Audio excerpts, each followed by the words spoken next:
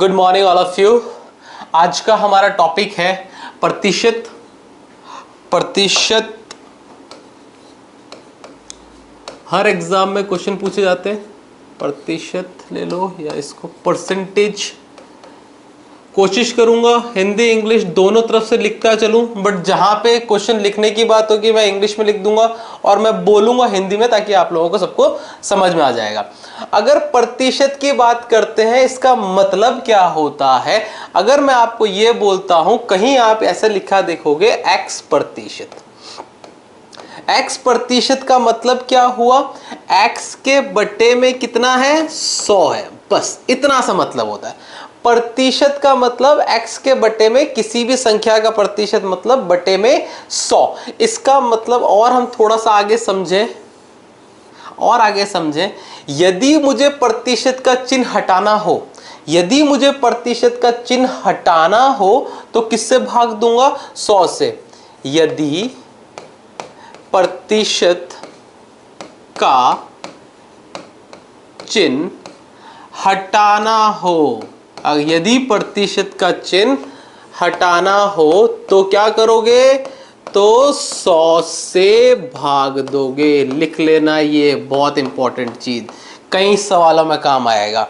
यदि प्रतिशत का चिन्ह हटाना हो तो 100 से भाग देना है। इसका मतलब और क्या? अगर मैं बोलता हूं 10% 10% है, प्रतिशत का चिन्ह हटाओगे तो क्या करोगे? 10/100 करोगे। 10/100 करोगे और ये 0 से शून्य कट गया तो क्या आ गया आपके पास? 1/10। 1/10। अब यही चीज होती है किसी भी प्रतिशत को किसी भिन्न में लिखना। ऐसी चीजों क्या बोलते हैं? किसी प्रतिशत को किसी भिन्न में लिखना। जैसे 10% को 1/10 लिखो, दोनों बातें एकदम सेम। इसी तरह से मैं अगर ये बोलता हूं, कहीं आपको ऐसा लिखा 30%, 30% को अगर भिन्न में लिखना हो तो सीधा लिख रहा हूं। इस बार क्या लिखूंगा? 3/10। अगर ऐसे ही कहीं आपके पास ये हो 40% हो, इसको भिन्न में लिखना है तो क्या करोगे? 40/10, 40/100, शून्य से शून्य कट गया 2 से, इसका मतलब 2/5। इसी चीज को बोलते हैं किसी प्रतिशत से भिन्न में लिखना। और अब यह चीज बता रहा हूं, अगर कभी किसी भिन्न को प्रतिशत में लिखना हो तो क्या करोगे? जैसे उदाहरण के लिए मैं बोलता हूं 1/2। 1/2 क्या है? एक भिन्न है, ये अंश है और ये हर है। तो 1/2 को अगर प्रतिशत में लिखना हो तो क्या कर दोगे आप? तो कर दोगे गुणा। किससे कर दोगे? 100 से। 2 एक कम 2, 2 50 पे गया तो इसका मतलब ये आ गया कितना? 50%। और इसी चीज को मैं बोलता हूं, यदि कभी प्रतिशत का चिन्ह लगाना हो तो क्या करोगे आप? 100 से गुणा करोगे। लिख देता हूं, यदि प्रतिशत का चिन्ह लगाना हो, यदि प्रतिशत का चिन्ह लगाना हो तो क्या कर देना आप? 100 से गुणा कर देना। तो क्या कर देना? 100 से गुणा कर देना। 1-2 एग्जांपल और देख लो। ऐसे ही मैं बोलता हूं, अगर आपके पास 3/7 है ना? 3/7 है, इसको मुझे प्रतिशत में लिखना है। क्या करोगे? 3/7 को गुणा करोगे किससे? 100 से। 3/7 को गुणा करोगे 100 से, क्या होगा आपके पास? 300/7। 300/7 जब 7 का भाग दोगे तो ये आपके पास आएगा 42 सहित 6/7%। 42 सहित 6/7%। अब क्या होता है, हमको कुछ प्रतिशत और भिन्न के मान याद रखने होते हैं। हमको कुछ प्रतिशत और भिन्न के मान याद रखने होते हैं, इसीलिए हम बोलते हैं, हम लोग एक सीखते हैं परसेंटेज टेबल। हम लोग हमेशा ऐसे कन्वर्ट नहीं कर सकते, कुछ चीजें हम याद रखते हैं। अगर कुछ चीजें हम याद रखते हैं तो उसको बोलते हैं परसेंटेज टेबल। और आज के दिन के पहले दिन की सबसे अच्छा पार्ट है ये हमको याद कर लेना है। कल की क्लास से पहले ये सबको याद होना चाहिए। अगर सबको याद होगा तो क्वेश्चन बहुत जल्दी जल्दी कर पाओगे। ठीक है, क्या बोलूंगा मैं? Percentage table. क्या बोलोगे आप? Percentage table. ठीक है, परसेंटेज टेबल सीख रहे हैं हम, अगर परसेंटेज टेबल सीख रहे हैं तो देखो मैंने शुरू किया यहां से 1/10 को बताओ। 1/10 को क्या लिख सकता हूं 10%।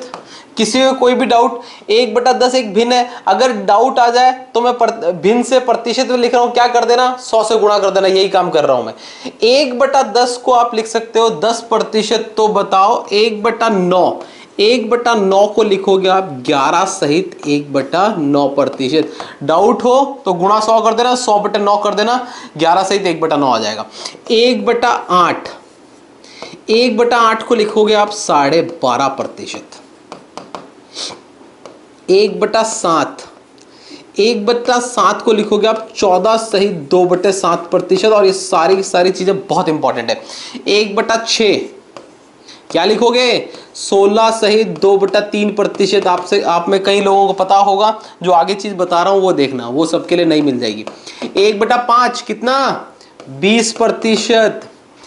1/4, 1/4 कितना 25%। याद रखना है 1/3 कितना 33 सहित 1/3%। 1/2 50%। डाउट हो इधर उधर लिखे हुए सारे।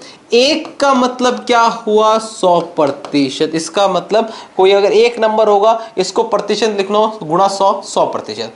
1/10 से चालू किया मैंने, देखा है आपने हर मैंने कम करता रहा हूं, अब क्या करूंगा हर बढ़ाऊंगा। 1/11 कितना 9 सहित 1/11%। ठीक है, अब 1/12, 1/12 क्या होता है 8 सहित 2/3%। बहुत इंपॉर्टेंट चीजें हैं ये सारी। अब 1/16, 1/16 कितना होगा 6 सहित 1/4%, 6.25% ही बोलते हैं इसको। 1/20 जो इंपॉर्टेंट चीजें हैं वो सारी लिख रहा हूं। 1/20, 1/20 को क्या बोलोगे 1/20 होता है आपका कितना 5%। 1/25, 1/25 कितना 4%। 1/50 2%। और 1/100 अगर हो जाए इसका मतलब कितना 1%। बात समझ में आ गई। 1/100 1%।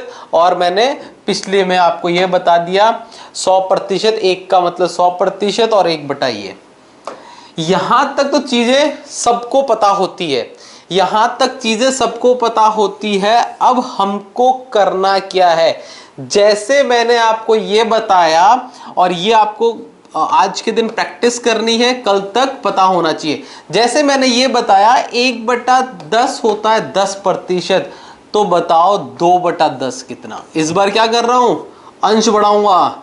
2/10 कितना 20%।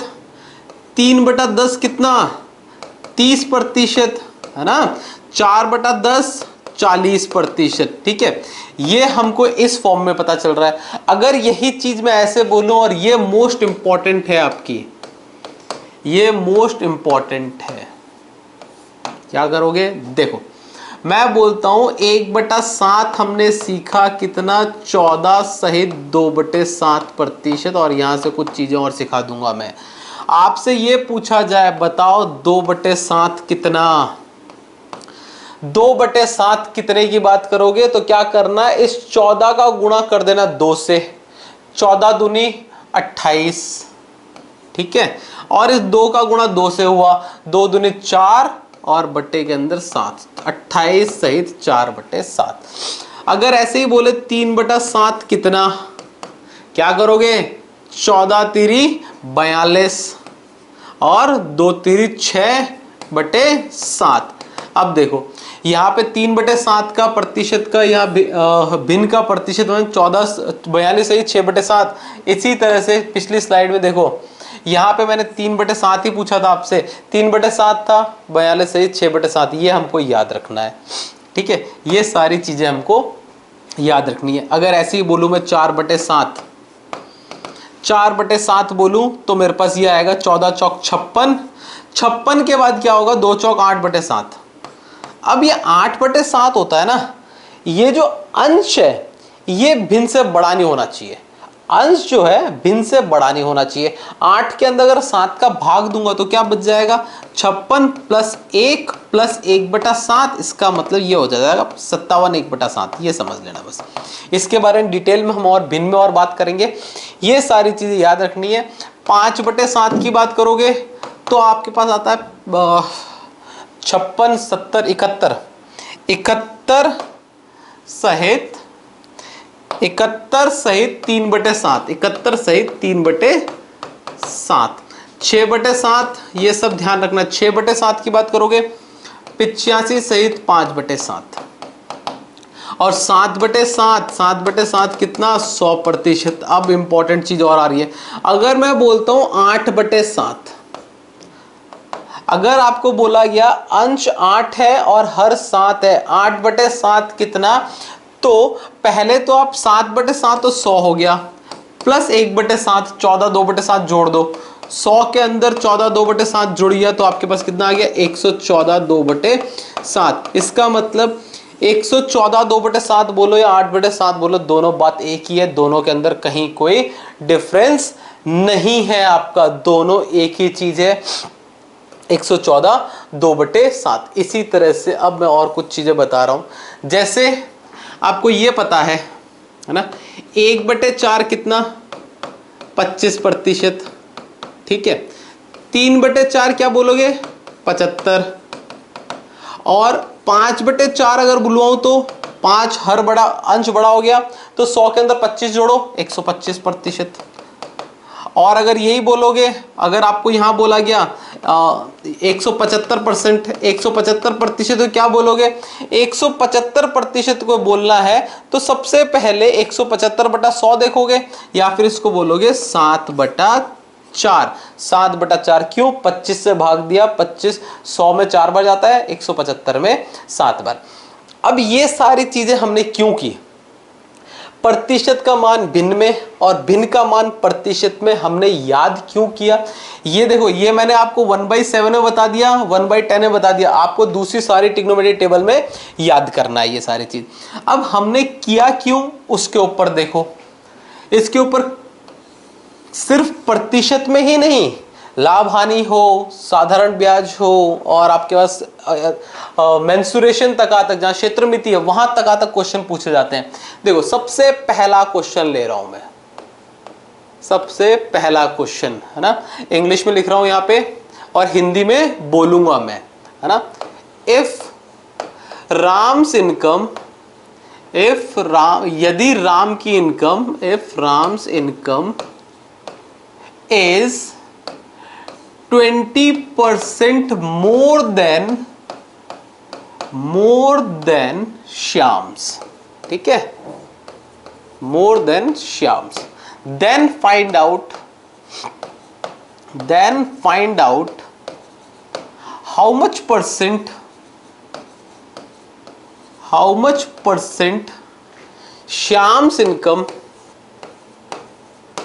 Shyam's income is less than Ram, ठीक है। ये सवाल बना आपका। मैं ये बोलता हूं यदि राम की आय श्याम से 20% अधिक है तो बताओ श्याम की आय राम से कितना प्रतिशत कम है। अब ये सवाल देखना, ये सवाल अगर मैं बोलता हूं ये सवाल है आपका अधिक का, ये सवाल किसका है, अधिक का, या फिर अगर इंग्लिश में बोलोगे मोर का। सवाल को पकड़ना कहां से, सवाल को पकड़ना यहां से, ठीक है। अधिक का सवाल है, मोर का सवाल है। पहले मैं ट्रेडिशनल मेथड बता देता हूं आपको।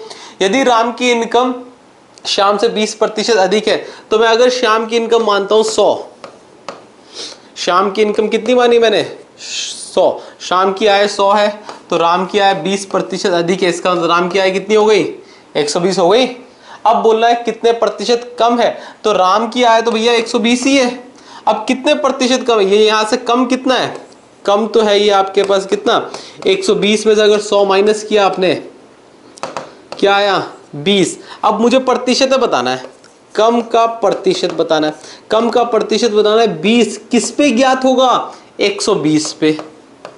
क्या करना है, प्रतिशत में देना है आंसर तो गुणा 100, 20 से कम 20, 1/6। अगर 1/6 का मान आपको पता है, क्या कर दो आप, 1/6 का मान 16 सहित 2/3%। ये मान मैं लिखवा चुका हूं, आपको पता होना चाहिए। अब इसके ऊपर ट्रिक क्या है, क्वेश्चन किया कैसे जाता है वो देखो। यहां पे या फिर इसका सॉल्यूशन यहां दे रहा हूं। देखो मैंने क्या बोला, 20% अधिक है। सवाल में बस इतना देखना है, सवाल है किसका। सबसे पहले देखा भैया मोर का सवाल है, अधिक का सवाल है। कितना प्रतिशत अधिक, 20% अधिक। 20% को भिन्न में क्या लिख सकता हूं, 20% को हमको पता है क्या लिख सकते हो, 1/5। 1/5 लिखा है। अब क्या कर दो आप, अंश को हर में अधिक कर दो। अंश को हर में अधिक कर दो। क्या कर दो आप, अंश को हर में अधिक कर दो। ये नोट डाउन कर लेना सब लोग, अधिक कर लो। अधिक कर लो मतलब जोड़ दो। 5 में 1 जुड़ गया, क्या हो गया, 1/6। 1/6 का मान कितना, 16 सहित 2/3%। तो ये आपका जवाब आ गया, इतना कम होगा, इतना कम होगा। और ये आपका 16 सहित 2/3। अब क्या है ना, सवाल की लैंग्वेज ऐसी है। अगर मैं ये बोलता हूं यहां 20% की जगह, यहां 20% की जगह आपको अपने आप ट्राई करना है सबको।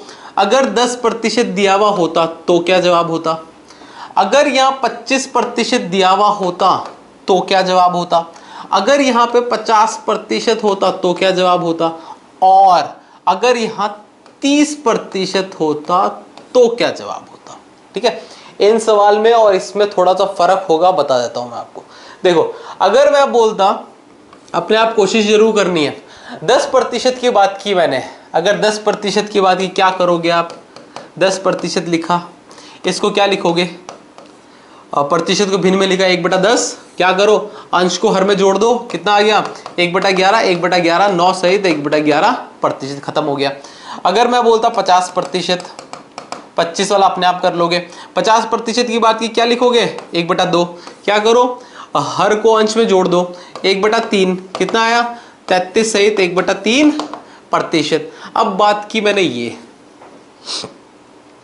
30%।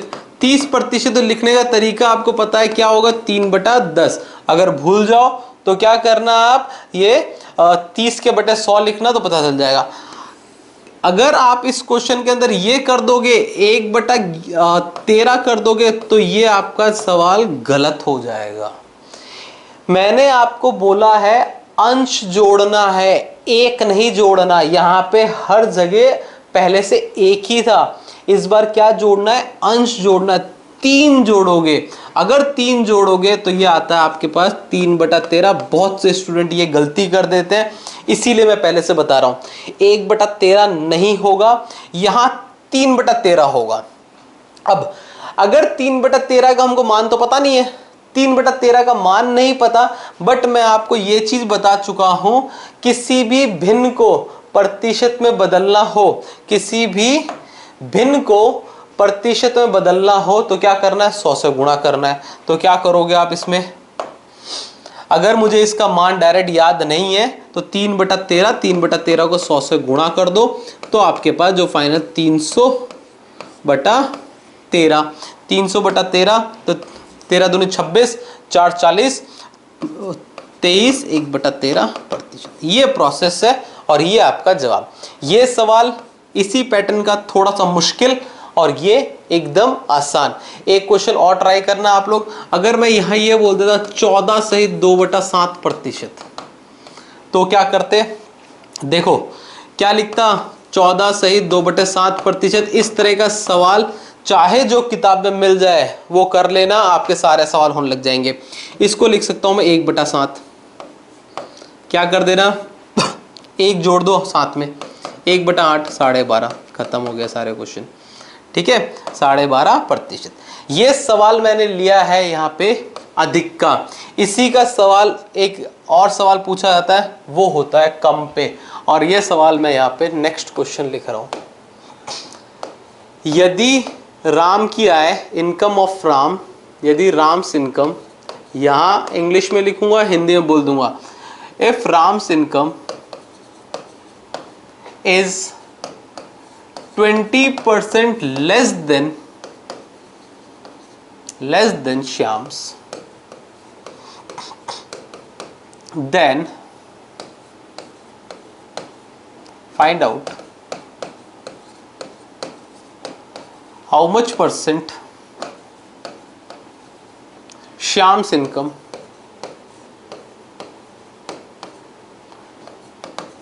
is more than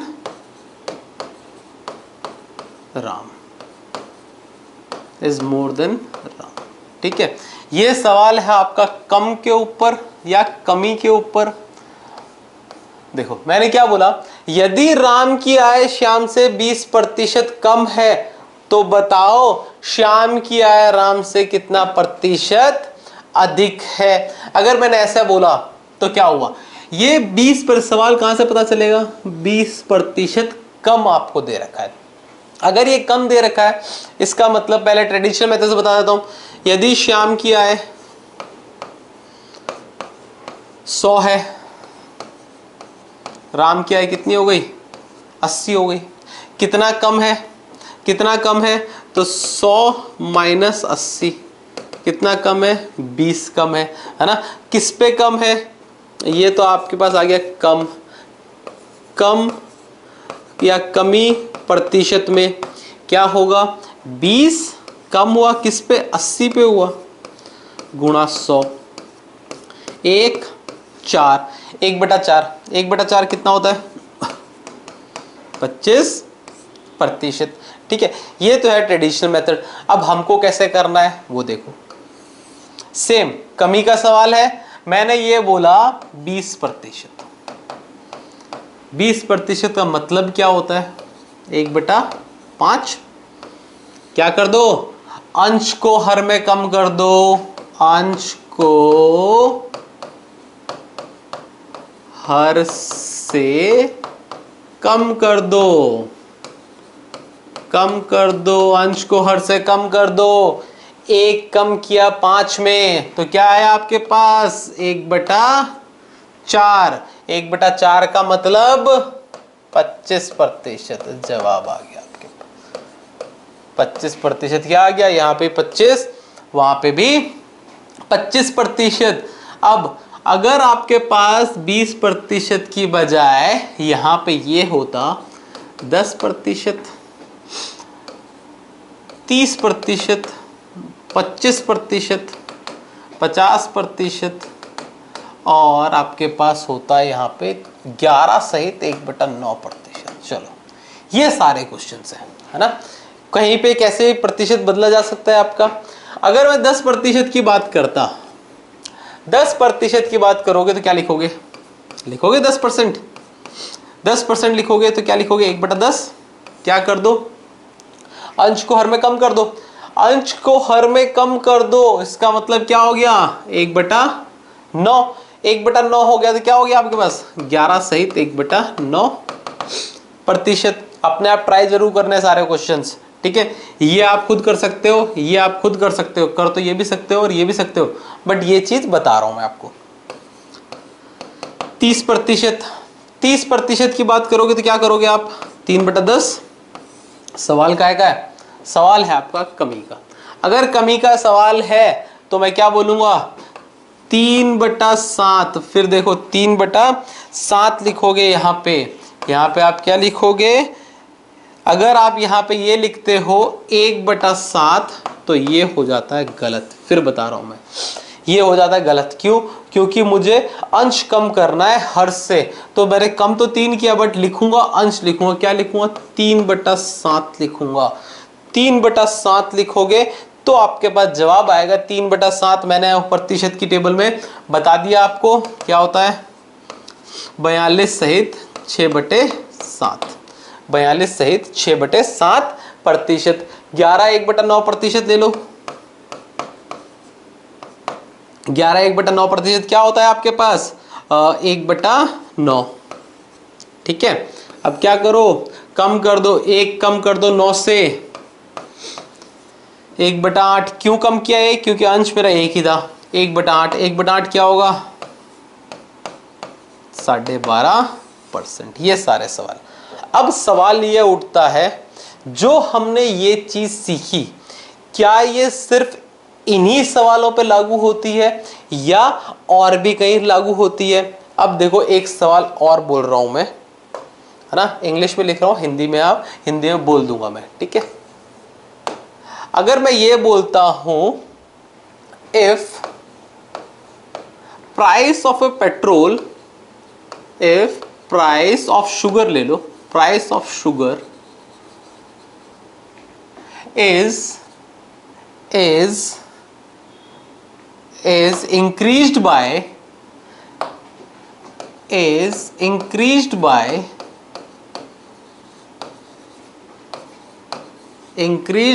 30%, ठीक है, then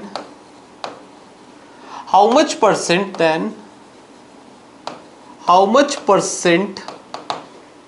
did the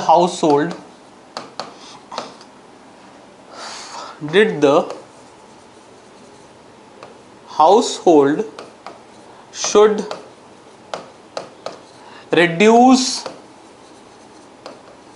their consumption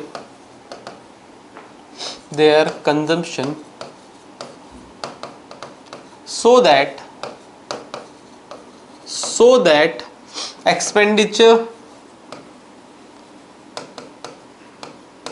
will not increase।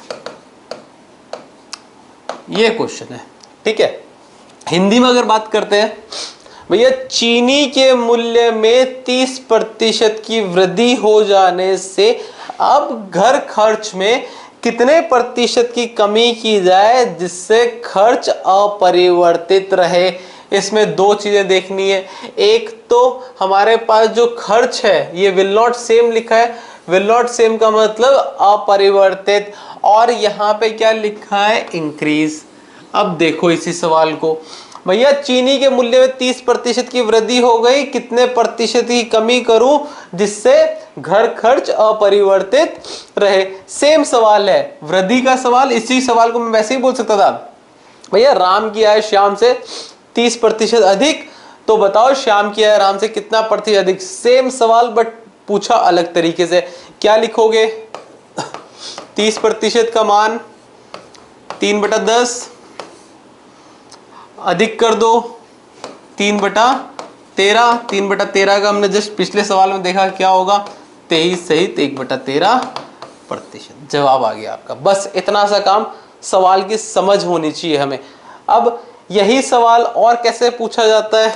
और आपसे ऐसे पूछा जाता है ना, अगर किसी आयत की लंबाई को 20% बढ़ा दिया जाए या फिर लंबाई को 30% बढ़ा दिया जाए, अब चौड़ाई को कितने प्रतिशत कम करूं जिससे उसका क्षेत्रफल अपरिवर्तित रहे? सेम सवाल सेम जवाब, है ना। पेट्रोल के मूल्य को 25% कम कर दिया जाए, अब घर खर्च में कितने प्रतिशत बढ़ाऊं जिससे मेरा खर्च अपरिवर्तित रहे? सेम सवाल। आपको बस देखना है सवाल की पहचान क्या है। सवाल की पहचान ये होती है, इसमें कुछ 1% को बढ़ाया जाएगा। अब आ जाओ यहाँ पे, इस सवाल की पहचान क्या होती है? इस सवाल की पहचान की बात करोगे तो हम लोग ये बोलते हैं 1% को बढ़ाया जाएगा या फिर कम किया जाएगा, कुछ भी प्रतिशत हो सकता है। इसको मैं बढ़ाता हूं या फिर कम करता हूं, और बाद में क्या बोलता हूं मैं, कितने प्रतिशत को अगर पहले बढ़ाया है तो यहां पे मैं कम बताऊंगा, और अगर कम है तो यहां पे बढ़ाऊंगा। कितने प्रतिशत को वापस कम करूं या ज्यादा करूं जिसकी वजह से आपका जो खर्च है या फिर जो जितना पहले था उतना ही वापस आ जाए। जैसे अगर मैं एरिया के क्षेत्रफल की बात करता हूं, एरिया अनचेंज या फिर हम इसको बात करते हैं अपरिवर्तित हो जाए, ठीक है। इस तरह के शब्द आपको मिलते हैं, है ना बदले, अपरिवर्तित हो, या फिर जितना पहले था उतना ही हो जाए। इस तरह के शब्द और मिलते हैं तो उन सारे के सारे सवालों में आप ये चीज अप्लाई कर सकते हो। ये और इंपॉर्टेंट नोट बना के लिख लेना। सबसे पहले सवाल बेसिक सवाल प्रतिशत के, सबसे पहले सवाल बेसिक सवाल प्रतिशत के। अब मैं इसके थोड़ा सा यहां से आगे बढ़ रहा हूं। एक टाइप के सवाल करवा दिए और ऐसे सवाल अक्सर एग्जाम में पूछे जाते हैं, ठीक है। अब मैं थोड़ा सा प्रतिशत में आगे बढ़ रहा हूं आपका। जैसे अगर मैं बात करता हूं आपसे यहां पे प्रतिशत की, यहां पे अगर मैंने ये बोला यदि किसी संख्या में, इंग्लिश में, हिंदी में मैं बोल दूंगा, लिख इंग्लिश में रहा हूं मैं, ठीक है। the 15% of a number is 240, then find out। और ये बहुत इंपॉर्टेंट चीज, इतनी इंपॉर्टेंट चीज है, इस पे बहुत सारी चीजें जुड़ी हुई है। देन फाइंड आउट, पहला सवाल, वो संख्या क्या है, नंबर, हिंदी में बोल दूंगा मैं अभी। दूसरा सवाल, और 28% ऑफ नंबर। तीसरा 130% ऑफ नंबर, ठीक है। चौथी चीज है ना 85% ऑफ नंबर, उस संख्या का 85%। देखो हिंदी में लिख लो, यदि किसी संख्या का 15% 240 है, यदि किसी संख्या का 15% 240 है, तो बताओ वह संख्या कितनी। उस संख्या का 28% कितना, उस संख्या का 130% या 85% या कुछ भी प्रतिशत पूछा जा सकता है। बस इंफॉर्मेशन इतनी है। अगर इतनी इंफॉर्मेशन है, आपको इस सवाल में समझना क्या है वो बता रहा हूं मैं। आपको क्या दिया हुआ है, 15%, किसी संख्या का 15% किसके बराबर है, 240 का। इसका मतलब आपको ये दिया गया है 15%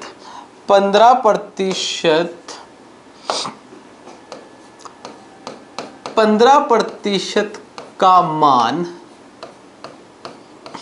कितना है, 240। ये चीज समझ में आई, 15% का मान 240 है, बस ये चीज समझनी है आपको। या फिर अगर इंग्लिश में बोलूं, value of 15% is 240। Hindi English दोनों में बता दिया मैंने, ठीक है। ये जहां जहां प्रतिशत में और आगे भी कई सारे चैप्टर्स हैं, वहां पे आपको ये सारी चीजें पता सामने आएगी। कुछ भी प्रतिशत का मान संख्या में अगर मिल जाए, कुछ भी प्रतिशत का मान अगर संख्या में मिल जाए, तो सबसे पहला काम क्या करना है, सबसे पहला काम आपको ये करना है, ये जो भी संख्या है, संख्या बट्टे के अंदर कर देना प्रतिशत। बार बार नहीं बताऊंगा, आज ही बता दिया मैंने, और ये बहुत काम की चीज है। संख्या बटा प्रतिशत गुणा कर देना, ज्ञात, जो भी आपको ज्ञात करना है उससे गुणा कर देना। जो भी आपको ज्ञात संख्या है या ज्ञात प्रतिशत है, कुछ भी प्रतिशत आपको ज्ञात करना है, वो गुणा में लिख देना, बस। ये इसका एक फॉर्मूला बोल लो, या फिर ट्रिक बोल लो, या फिर समझ बोल लो, कुछ भी चीज बोल लो, वो यही है आपके पास, ठीक है। एक्स मान के करवाना, एक्स मान के भी करवा दूंगा चाहे तो मैं, बट ये इसका क्रक्स है, संख्या बटा प्रतिशत गुणा ज्ञात प्रतिशत, जो भी मिल जाए आपको। जैसे यहां पे मैं पहला सवाल बता रहा हूं, वो नंबर की बात करता हूं। एक नंबर पूर्ण होता है, इसका मतलब ये कितना होता है, 100% होता है। वो नंबर खुद पूर्ण होता है और वो 100% होता है। तो मैं अगर ये बोलता हूं 240 मान किसका है, 15 का, गुणा किससे करोगे, 100 से, कर दो, गुणा करोगे 100 से तो 15 से काट दो, 15 एकम 15, 15 एकम 15, 9 और 15 छंग 90, है ना। 16 का गुणा 100 से किया तो क्या आ गया 1600। कुछ भी सवाल कर सकते हो आप, कुछ भी। दूसरा सवाल, ठीक है, क्या बोला, उस संख्या का 28%। 240 मान है 15 का, गुणा करना है 28। अगर देखना, मैं फिर बता रहा हूं, सवाल सिर्फ यही पूछा जाता कि उस संख्या का 28% बताओ, तो मैं ये काम करता। 15 एकम 15, 15 से 16 गया। अब 16 का गुणा किससे कर दोगे, 28 से कर देना। 16 का गुणा जब 28 से करोगे तो ये आता है आपके पास 16 का 30 से 480, 480 में से 32 माइनस कर दो तो आपके पास ये आ गया 448। ठीक है, अब देखना मैंने इस तरीके से किया है। कई बच्चे इसको कैसे करते हैं, अगर यही पूछा गया उस संख्या का 28%, वो पहले 1600 ज्ञात करेंगे, फिर 1600 का मतलब 28 गुणा 100 करोगे भाग में, फिर कटा, फिर 16 28 ही करना है, तो ये 428। एक आपने क्या किया, पहले यहां आए, यहां से यहां आए। मैं क्या बता रहा हूं, डायरेक्ट ये काम करो। कैसे करोगे, इस चीज से संख्या बटा प्रतिशत गुणा ज्ञात प्रतिशत। अगर तीसरा सवाल 130 करोगे तो क्या करोगे, अगर ज्यादा प्रैक्टिस कर लोगे तो आपको सिर्फ इतना सा काम करना होगा, 240 बटा 15 गुणा 130 एकम 16, 16 का 13 से मल्टीप्लाई किया, 16 का 13 से मल्टीप्लाई किया तो 160, 160 और 48, 160 और 48 208, 2080। कैसे किया, इसको 100 और 30 में बदल दिया। 16 का जब 100 से गुणा करोगे 1600 और 30 से 480। ये तरीका होता है। चौथा सवाल अपने आप करो, चौथा सवाल अपने आप करो, 85%। उम्मीद करता हूं सब लोग कर लोगे। 240 बटा 15 गुणा 85% नहीं लगाएंगे हम, क्योंकि ये सब हमने कर लिया है, सॉल्व भी कर लिया है। डायरेक्ट 16 गुणा करना 85 से और अपने आप जवाब निकालना। कैलकुलेशन कहीं ना कहीं करनी है हमको, कैलकुलेशन फास्ट रहेगी तो हमारा क्वेश्चन आसान होगा। ठीक है, इसके बाद एक और क्वेश्चन ले रहा हूं मैं, सेम इसी पैटर्न का ले रहा हूं। ठीक है, अपने आप करने की कोशिश करना। यदि किसी संख्या के if the difference between a 29% and 22%, या फिर 22 की जगह आप ले लो यहाँ पे 12% ले लो, and 12% is ले लो आप यहाँ पे 119, 1190 ले लिया आपने। Then find out,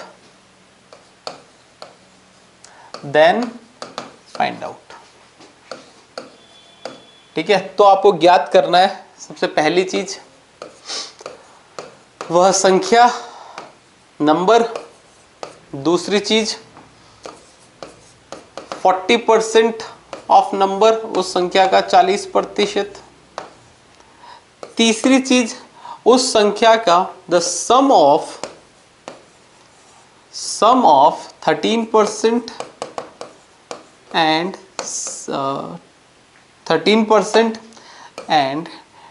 25% of a number. ठीक है,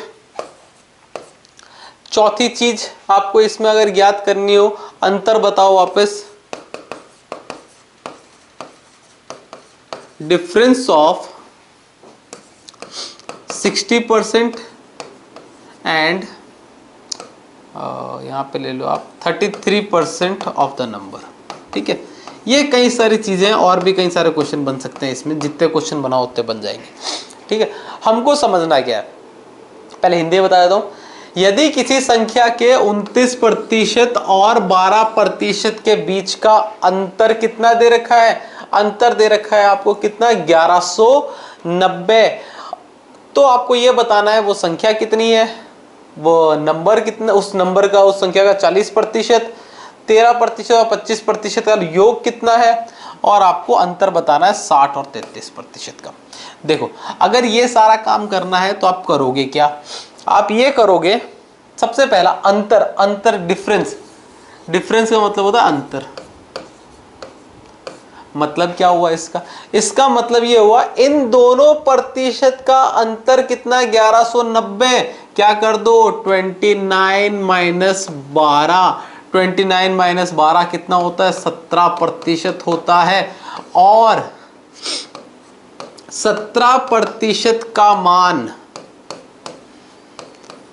17% का मान कितना, 1190 है। इंग्लिश में अगर बोलोगे वैल्यू ऑफ 17% कितना, 1190। तो फाइंड आउट क्या करना है, सबसे पहला सवाल, then find out the number, number होता है 100%, इसका मतलब क्या हुआ 1190 संख्या बटा प्रतिशत गुणा 100, 17 एकम 17, 17 की टेबल भी आनी चाहिए हमको, है ना, टेबल 20 तक तो आनी चाहिए। 17 एकम 17, 17 सत्ते 119, 0 मल्टीप्लाई कर दो, इसका मतलब संख्या कितनी, 7000।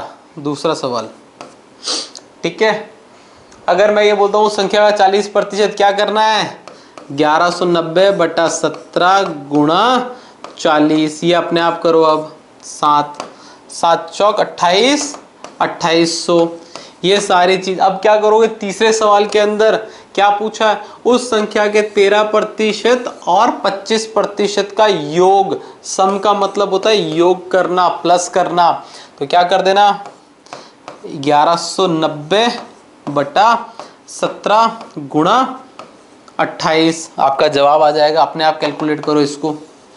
और चौथा अंतर, अंतर मतलब डिफरेंस, डिफरेंस, और 60 और 33% का, 60 और 33 मतलब क्या हुआ, 1190 है ही है बटा 17 गुणा कितना ले लोगे आप, 27, निकालो जवाब, इसका भी अपने आप गुणा करके ज्ञात करना है, ठीक है, ये सारा सवाल। अब अगर ये चीज समझ में आ गई है तो इसके बाद एक क्वेश्चन और लूंगा और वो देखते हैं आप लोग कितना कर पाते हो, ठीक है, इसको नोट डाउन कर लेना, एक क्वेश्चन और लेते हैं हम, ठीक है, और ये क्वेश्चन आपके पैटर्न यही है बट थोड़ा सा अलग पूछ लिया जाता है, तरीका यही रहता है ना। In an exam, in an exam, Hindi में बोल दूंगा, in an exam Ram scored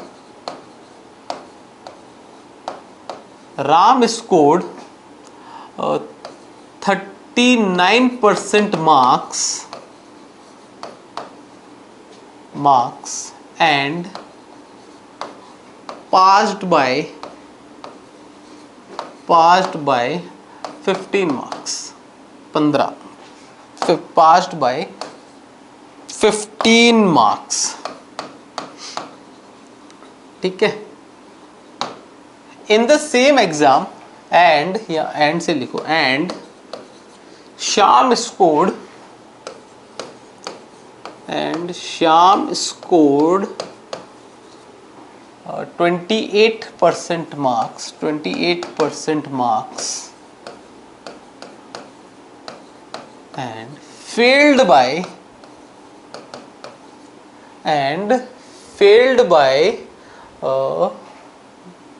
40 marks, 40 marks, then find out,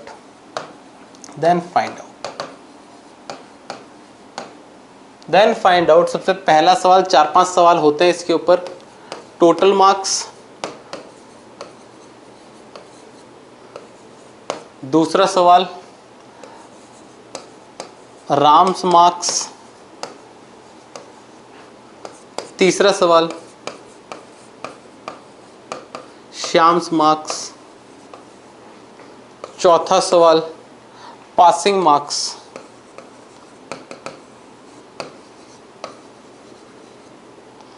पांचवा सवाल पासिंग परसेंटेज। ऐसे ऐसे कई सारे क्वेश्चंस आपसे पूछ लिए जाते हैं, ठीक है, ऐसे ऐसे कई सारे सवाल आपसे पूछ लिए जाते हैं।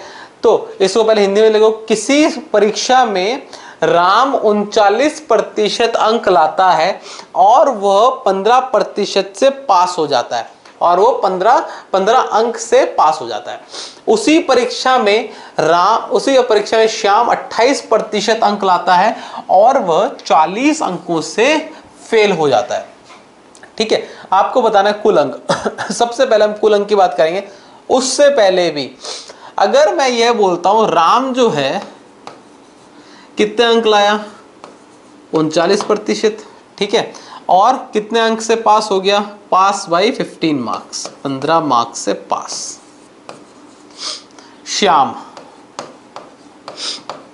श्याम जो है ये कितने लाया, 28%, और फेल हो गया कितने मार्क्स से, 40 मार्क्स से, 40 मार्क्स से फेल, ठीक है। कुछ यहां परसेंटेज होगा, यहां पे कुछ प्रतिशत होगा जो बताता है पास हुआ या फेल। यहां से इधर जाओगे तो पास हो गए, यहां से इधर जाओगे तो फेल हो गए। तो इस सवाल में क्या होता है, इन दोनों का 40 प्लस 15, इन दोनों का तो योग होगा, और 39 और 28 इन दोनों का क्या होगा, अंतर होगा। ध्यान रखना प्रतिशत का अंतर होता है इसमें, और यहां पे इनका योग होगा। किसी सवाल में इनका भी अंतर होगा, वो बताऊंगा अगला क्वेश्चन। 39 और 28 का अंतर कितना हुआ, 11%। 40 और 15 का कितना हुआ, 55। 40 और 15 का कितना हुआ, 55। इसका मतलब क्या हुआ, इसका मतलब 11% का मान कितना है, 55 है। बस अगर ये लाइन समझ में आ गई आपको, द वैल्यू ऑफ 11% इज 55, अगर ये चीज समझ में आ गई तो आपके सारे क्वेश्चन आप फटाफट अपने आप कर सकते हो। कैसे, टोटल मार्क्स क्या होगा, 55/11 गुणा 100, एक कम पंजे 500। दूसरा राम के मार्क्स 55/11 गुणा किससे करोगे, भैया राम तो 39% ही लाया है ना, तो मल्टीप्लाई करोगे किससे, 39 से, एक कम पंजे गुणा कर दो। सी 55/11 किसके मार्क्स, श्याम के मार्क्स कितने हैं, 28%, गुणा कर दोगे किससे, 28 से। और ये सारी चीजें इसी तरह से क्वेश्चन चौथा। अगर क्वेश्चन चौथे की बात करोगे, पासिंग मार्क्स बताना है। देखो पासिंग मार्क्स बता देता हूं एक बार। यहां पे 39 का 5 से गुणा किया, 5 9 45, 5 4 15 और 4। राम जब 195 मार्क्स लेके आया तो 15 अंकों से पास हुआ, तो पासिंग मार्क्स की बात करोगे तो इसका मतलब 15 मार्क्स कम, 195 माइनस 15 कर देना, तो 180 मार्क्स जो हैं ये आपके पासिंग मार्क्स हैं। और कल की क्लास अब हम यहीं से शुरू करेंगे, इसी के आगे से हम कल की क्लास शुरू करेंगे। आज की क्लास यहीं तक, धन्यवाद।